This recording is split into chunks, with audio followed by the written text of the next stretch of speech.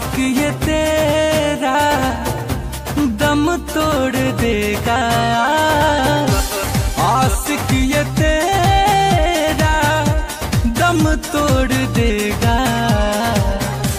तुम बेवफाई सनम करके देखो, तुम बेवफाई सनम करके देखो।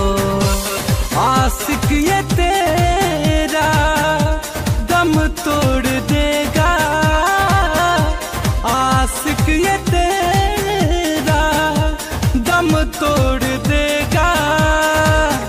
कभी बेवफाई सनम करके देखो, कभी बेवफाई सनम करके देखो। सांस मेरे हाथों से फिसलती रहेगी, कभी अपना साथ छुड़ा कर तो देखो। तुम बेवफाई सनम करके देखो।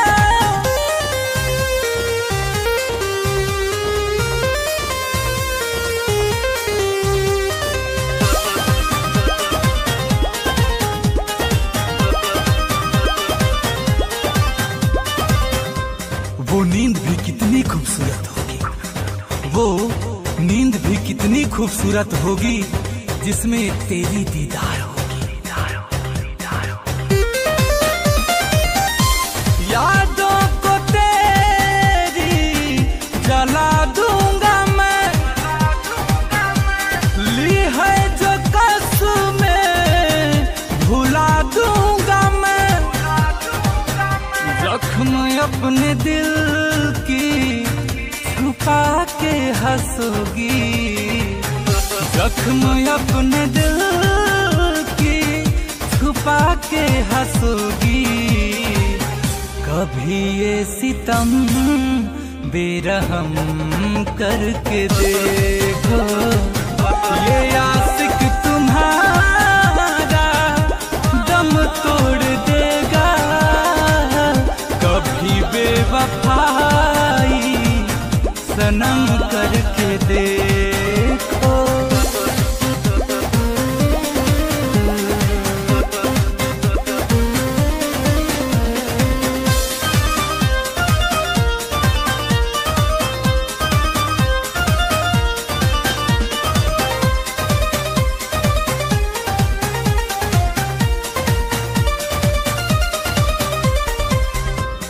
चुरा कर चली जाना अपनी नजरें, चुरा कर चली जाना अपनी नजरें, अगर अजनबी हो जाऊं तेरे लिए। ढूंढती फिरेगी नजरें तेरी, सामने होगी यादें मेरी। बिना कुछ कहे लब ये सब कुछ कहेगी, बिना कुछ कहे लब ये सब कुछ कहेगी।